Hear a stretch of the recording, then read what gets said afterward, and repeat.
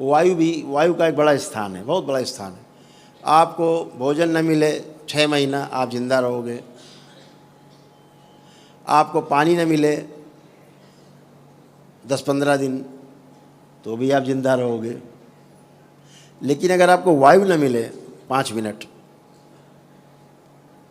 तो काम खत्म।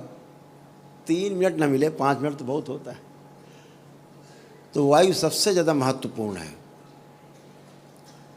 तो शरीर में सब कुछ रहता, हाड़ मांस रहता है, जल की मात्रा रहती है, सब कुछ रहता है। लेकिन वायु जब शरीर स्थान से छोड़ती है तो वायु 5 प्रकार की होती है। 5 प्रकार की वायु होती है, जो 5 प्रकार की वायु निकल जाने के बाद भी जिंदा किया जा सकता है, वो है।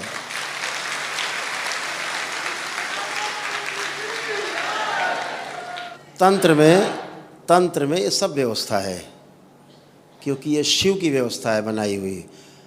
सृजन और संहार दोनों हाथ शिव के हैं। एक हाथ में सृजन है, एक हाथ में संहार है, दोनों ही शिव के पास है, इसलिए संभव है। ये तंत्र की विशेष विधियों से होता है।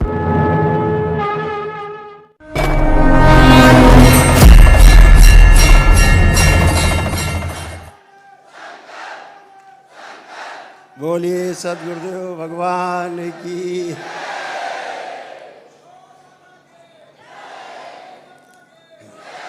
कहते हैं जो कोई पैदल चल के आता है तो थक जाता है। यहाँ तो उल्टा ही है।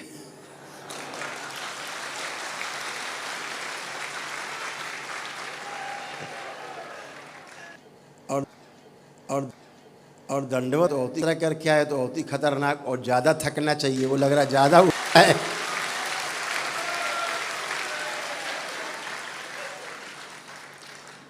बहुत ऊर्जा है आप लोगों में।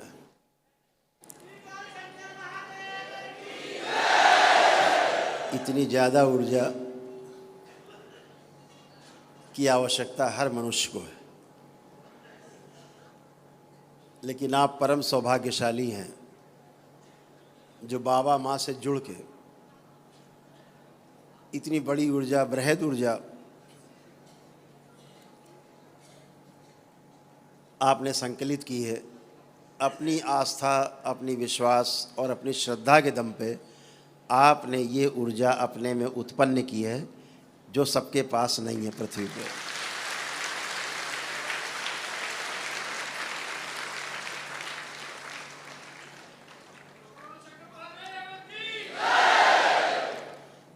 हम देखते रहते हैं, आपके वीडियो जाते हैं तमाम, लगभग हम रोज़ ही देखते हैं। आप लोगों पर नज़र रखते हैं। जो यात्राएं चलती हैं उनकी सूचना रहती है। उन सभी यात्राओं पे दरबार की नज़र रहती है, स्थूल रूप से भी और सूक्ष्म रूप से भी।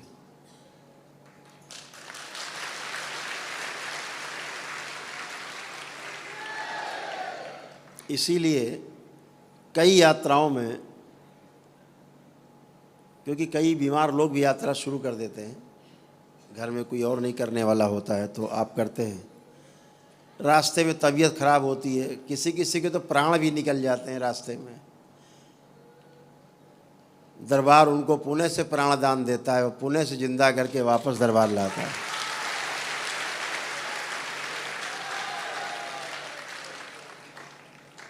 जैसे एक बच्चा है, वो यात्रा कर रहा था हरिद्वार से, और यहाँ बिल्हौर के पास आ करके उसकी हालत ख़राब हुई और उसके प्राण लगभग निकल गए। अस्पताल ले जाया गया तो वहाँ पे सूचना, डॉक्टर्स ने कहा कि इसके प्राण नहीं हैं, इसको घर ले जाओ। सुबह 5:30-6 बजे का टाइम था तो हमको सूचना मिली। हम तो जागते ही रहते हैं, तो पता लग गया। तो दरबार ने उसकी यहीं से वीडियो कॉल के द्वारा चिकित्सा की, तो वो डॉक्टर साहब के अस्पताल से उठ के खड़ा हो गया।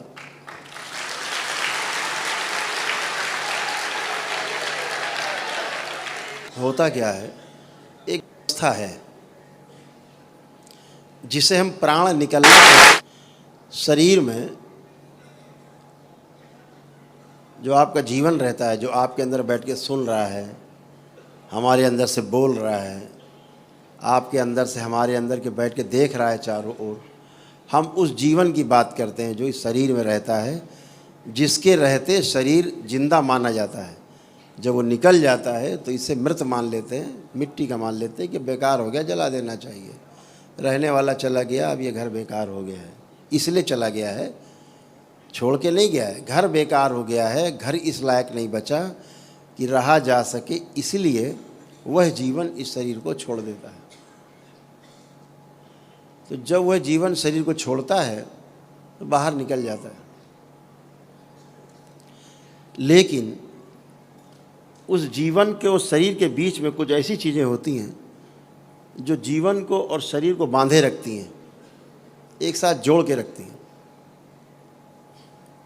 जैसे कोई आपने चित्र लगाया हो दीवार पे, पीछे ग्लू लगा के, लेई लगा के, कोई चिपकने वाली चीज़, वो कमज़ोर पड़ जाए तो दीवार छोड़ देगा, चित्र अलग हो जाएगा। ऐसे तो उनके बीच में जो बना के रखने वाली, चिपका के रखने वाली चीज़ है, दीवार को और चित्र को, यानी शरीर को और जीवन को, वो कुछ चीज़ें होती हैं। उनमें वायु भी, वायु का एक बड़ा स्थान है, बहुत बड़ा स्थान है।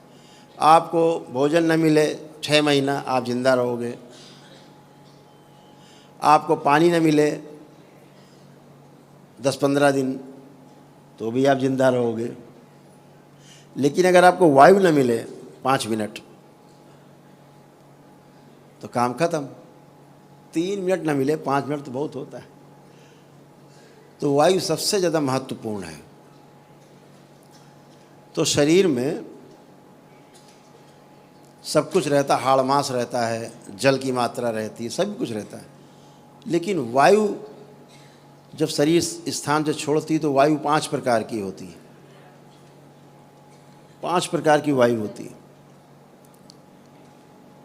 जब जीवन शरीर छोड़ दिया होता है, छोड़ रहा होता है, बाहर निकलता है, तो सबसे पहले जो शरीर के अंदर से बाहर निकलने वाली जो वायु है उसका नाम है समान वायु। 5 प्रकार की वायु है: समान वायु, प्राणवायु, उदान वायु और व्यान वायु। ऐसे करके 5 वायु हैं, प्राणवायु। तो जब पहली वायु निकलती है तो पहली वायु का जो नाम है वो समान वायु है। वो शरीर से सबसे पहले छूटती है, बाहर निकल जाती। समान वायु का काम है जितने भी अंग पूरे शरीर में हैं, जितने शरीर में अंग हैं, एक अपान वायु होती सबसे आखिरी 5वीं वायु। तो जो सबसे महत्वपूर्ण वायु है उसका नाम है समान वायु। जितने भी अंग हैं शरीर में और जितनी भी वायु हैं उनको अलग अलग रखने का काम समान वायु करती है, समान रूप से उसको रखती है।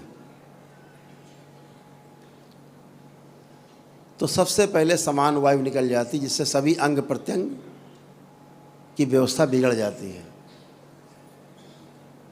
जो अंगों को अलग अलग रखती है, दूर दूर अंदर होते हुए भी अंग अलग अलग हैं, चिपकते नहीं एक दूसरे में, तो समान वायु का काम ऐसा है। पहले वो वायु निकल जाती है।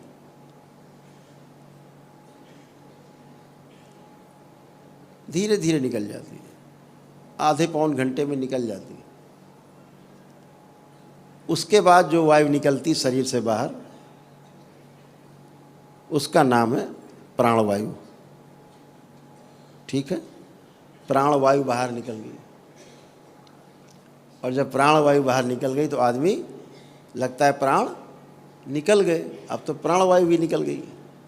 उसी को बोलते हैं कि प्राण निकल गए। लेकिन इस व्यक्ति को भी जिंदा किया जा सकता है, जो दरबार हमेशा करता है। तमाम लोग आते हैं, प्राणवायु निकल गई कोई बात नहीं, प्राण निकल गए फिर भी इनको लिया जा सकता है। भाई से, बहन से, पत्नी से, कोई परिवार का सदस्य है, कोई व्यक्ति अपने प्राण दे सकता है, थोड़े प्राण आ सकते हैं। इसके बाद तीसरी वायु है, उसका नाम है उदान वायु।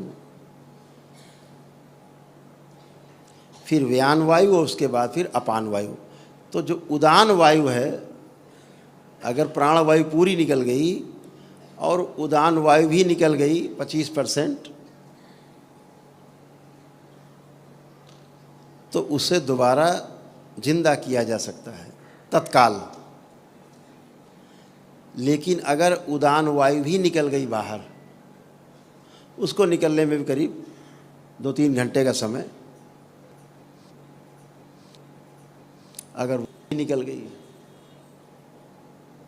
तो फिर आदमी को जिंदा करना मुश्किल होता है। उसके लिए फिर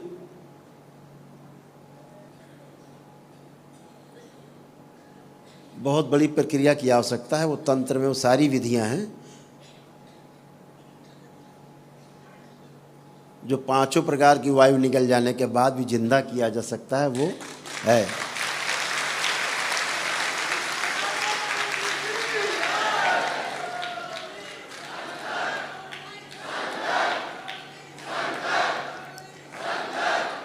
तंत्र में ये सब व्यवस्था है, क्योंकि ये शिव की व्यवस्था है बनाई हुई। सृजन और संहार दोनों हाथ शिव के हैं। एक हाथ में सृजन है, एक हाथ में संहार है, दोनों ही शिव के पास हैं, इसलिए संभव है। ये तंत्र की विशेष विधियों से होता है। जैसे एक कहानी है, सत्य कहानी है। एक बादशाह था, उसने पूरे अपने लिखा है चरित्र में, स्वयं की लिखी पुस्तक है उसकी। उसने स्वयं लिखा है कि एक बार एक व्यक्ति आया, वो बंगाली था, और उसके राज्य में उसने कहा कि मैं खानसामा हूँ, शेफ़, और बहुत अच्छा खाना बनाता हूँ। मेरा खाना अगर आप खाएंगे तो बनाया हुआ तो आपको अच्छा लगेगा। तो उस बादशाह ने कहा कि मेरे ख्याल से जहांगीर का शायद नाम आता है। तो उस बादशाह ने कहा कि ठीक, इनको देखा जाए। तो उसने एक बना करके खाना, सब्जी वब्जी बना खिलाई। तो बादशाह को इतना पसंद आया, उसने कहा अरे इतना सुंदर और इतना अच्छा बनाने वाला खाना हमने पहली बार देखा, इतना अच्छा भोजन पहली बार किया। तो उसको बादशाह ने अपने रख लिया किचन में, रोज़ बढ़िया बढ़िया व्यंजन बनाकर खिलाता था। फिर जो वहाँ का मुख्य खानसामा था, जो मुख्य रसोइया, उसको बादशाह ने हटा दिया और उसको मुख्य रसोइया बना दिया, बंगाली दादा को। अब बंगाली मोशाय जो थे, वो बाबू मोशाय, वो मुखिया हो गए किचन के। और पहले वाला क्यों चुप बैठेगा, उसकी कुर्सी छीनी। उसने कहा ये करता क्या है, बनाता क्या है, छुपा के लाता है, छुपा के बनाता है, करता क्या है। कहा इसका पीछा करो। अपने लगाए कुछ उसने दाएं बाएं वाले, खुद भी लगा। तो एक दिन उसने देखा कि प्रातः काल वो ब्रह्म मुहूर्त में जाता था,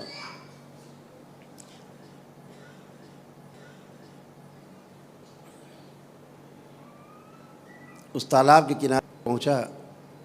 बाबू मोशाय जो थे, बंगाली दादा, ये सब छुप के देख रहे थे। उसने वहाँ जा कर के मिट्टी उठाई और तालाब में आह्वान करके फेंक दिया। तो उस तालाब में से बहुत सारे सर्प, नाना प्रकार के रंग बिरंगे सर्प निकल पड़े, हजारों सर्प निकल पड़े। वो अपना जैसे तालाब में सिंघाड़े तोड़ते हैं, कुछ और पानी की चीज़ें तोड़ते हैं, ऐसे वो पकड़ लेता था सर्प को। 8-10 पकड़े, ऊपर से मुंडी काट दी और छील दिया, और अंदर का गंदगी साफ करके, छील के साफ करके मांस, और एक पोटली में बंद करके ले आया। बाकी सब उठा के, बाकी सर्प, फिर उसने मिट्टी पड़ के मारी और सारे सर्प वापस। वो चला गया। पीछे जो लगे हुए थे, उन्होंने फटाफट जो छीला काटा था, उसने बाहर पड़ा था, वो सब उठाया पोटली में और सब लेके चले गए। जब भोजन बना और बादशाह के सामने परोसा गया, तो जो पहले वाला खानसामा था, मुख्य खानसामा, मुख्य रसोइया, अब वो केवल रसोइया बन गया। तो उसके अंडर में था। वो चिल्लाया, महाराज, प्रभु, बादशाह हुजूर, खाना मत, ये खाने लायक नहीं है। क्यों? तो उसने कहा कि तुम जलते हो इससे, इसलिए कह रहे हो, तुम ईर्ष्या रखते हो। कह नहीं, देखिए बादशाह हुजूर, ये इसने रख दिया पोटली खोल के, ये छील छाल के फेंका है और ये आप खा रहे हो तो सांप है। तो उसने बुलाया मुख्य रसोइया को, उसने कहा कि तुमने ऐसे किया, बताओ नहीं तो सर कलम हो जाएगा। उसने कहा हाँ महाराज ऐसे किया हमने। बोले आज तक सर्प खिलाते रहे और ऐसे ऐसे करते हो, इतने सर्प एक साथ कैसे बुला लेते हो?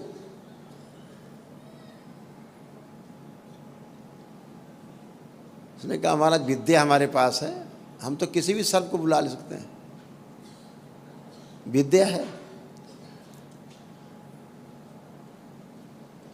तो उसने कहा अच्छा, तुम एक ही तुम्हारी कंडीशन है तुम्हारे प्राण छोड़ने की कि अब तुम मेरे सामने सब ये करोगे, क्या क्या कर सकते हो? उसने सब बताया।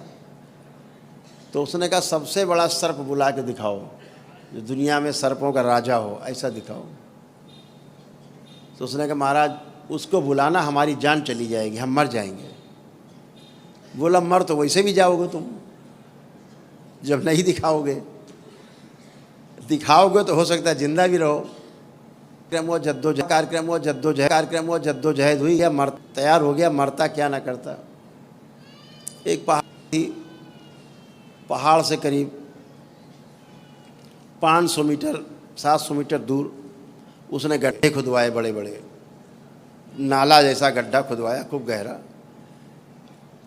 पहाड़ तक।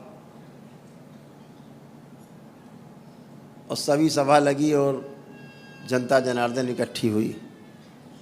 तो उसने कहा हम आपको सर्प दिखाते हैं। तो जब उसने आवाहन किया तो तमाम प्रकार के सर्प आते थे जाते थे, आते थे जाते थे, आते थे जाते थे, वापस पहाड़ों की तरफ आते थे, चले जाते थे। हजारों प्रकार के सर्प देखे। तो उसने कहा इन सर्पों का राजा भी तो दिखाओ। उसने कहा महाराज ये छोड़ दिया जाए। कहा नहीं, दिखाना पड़ेगा। तो उसने कहा बंगाली दादा ने कि एक शर्त है, क्योंकि हम मर जाएंगे पक्का है। वो आया और हम मरे, ये पक्का है। क्योंकि जो हुआ ये था कि जो नाली खोदी गई थी उसमें दूध भर दिया गया था, खूब पूरा दूध से लबालब भर दिया गया था। उसने कहा था दूध भरा होना चाहिए इसमें। और कुछ खील होती है, दीपावली में प्रयोग की जाती, धान की खील बनती है, वो डाली गई थी। क्योंकि सर्प को धान की खील बहुत पसंद है। दूध नहीं पीते, दूध पीना पसंद नहीं। दूध पी के तो सर्प मर जाते हैं। इसीलिए नाग पंचमी में सबसे ज़्यादा सर्पों की हत्या हो जाती है, सर्प मर जाते हैं दूध पी के। जितनी मरने वाली संख्या नाग पंचमी में है, उतनी संख्या किसी दिन नहीं होती। तो क्या हुआ कि वो आखिरी में मरता क्या ना करता। तो उसने बादशाह से कहा कि एक शर्त है, तो हम उस सर्प के राजा को बुला सकते हैं, क्योंकि हम तो मर जाएंगे। तो फिर तो बोले एक ही शर्त है कि जब हम मर जाएं तो यहाँ पर पहले उस एक तेल का बड़ा कढ़ाई रखा दिया जाए, बहुत बड़ा कढ़ाई। एक भैंसा रखा जाए, बहुत बड़ा भैंसा, ताकतवर भैंसा। और जब मैं मर जाऊं तो भैंसे का पेट फाड़ दिया जाए, उसके अंदर से सब निकाल दिया जाए और हमको उसके अंदर डाल दिया जाए, भैंसे के पेट में, और सिल दिया जाए। और फिर उस भैंसे को उठा करके उस कड़ाह में, तेल में ऐसे रखा जाए, उसी में डूबा रहे वो भैंसा। बोले फिर क्या होगा? बोले फिर मेरी बहन रहती है बंगाल में, उस तो मैं मुझको बहन आ करके मुझको जिंदा कर सकती है, उसके ये शक्ति उसके पास है। हम भी कर सकते हैं। बोला, उसने कहा कि हम भी कर सकते हैं जिंदा, लेकिन हम तो मर ही जाएंगे, तो अब जिंदा कैसे करेंगे? तो मेरी बहन कर सकती है। पताता लिखाया, व्यवस्था की गई।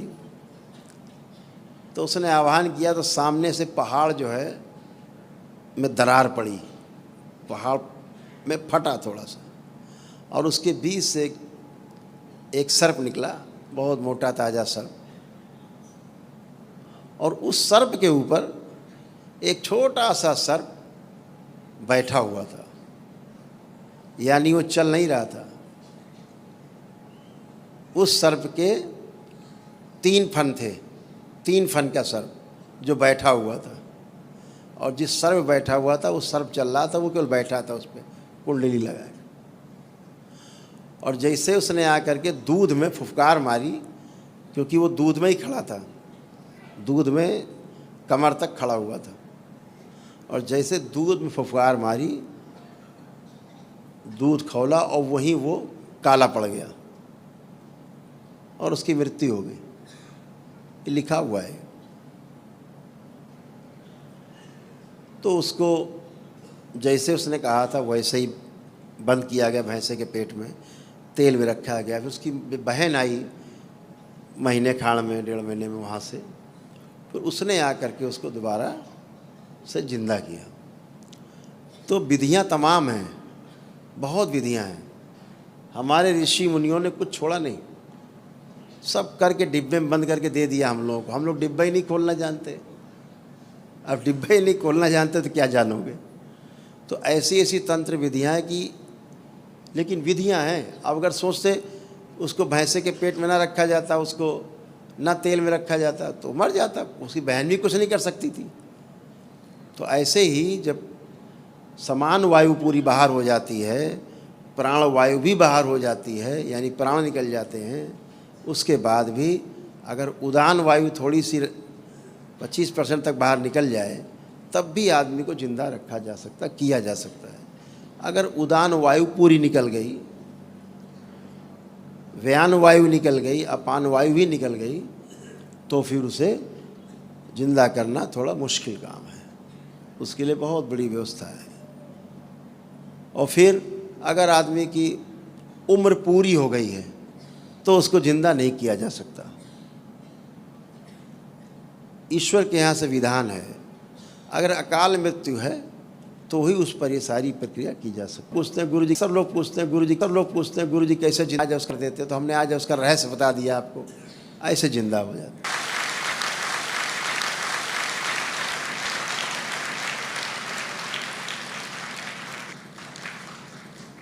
लेकिन ये सब करने के लिए पूर्ण गुरु की उपस्थिति बहुत जरूरी है।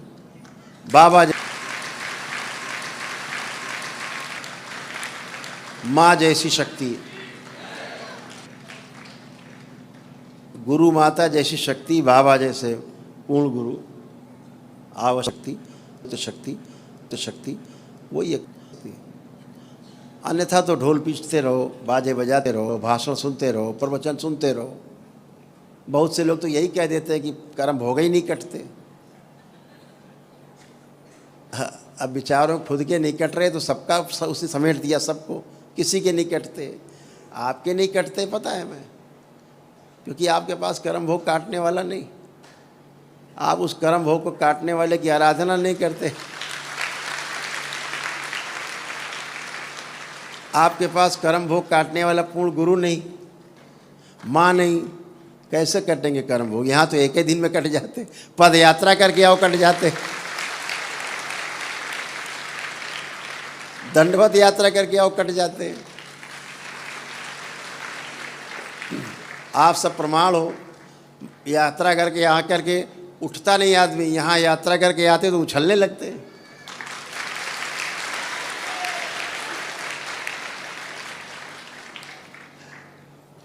फर्क है। अब आप बर्फ़ से कहो भैया ज़रा खाना बनाना, तवा रख दिया तुम्हारे ऊपर, खाना बनाएंगे, कैसे बनेगा।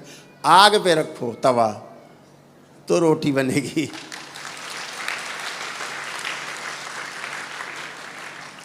तो वो आग भी तो होनी चाहिए। तो आप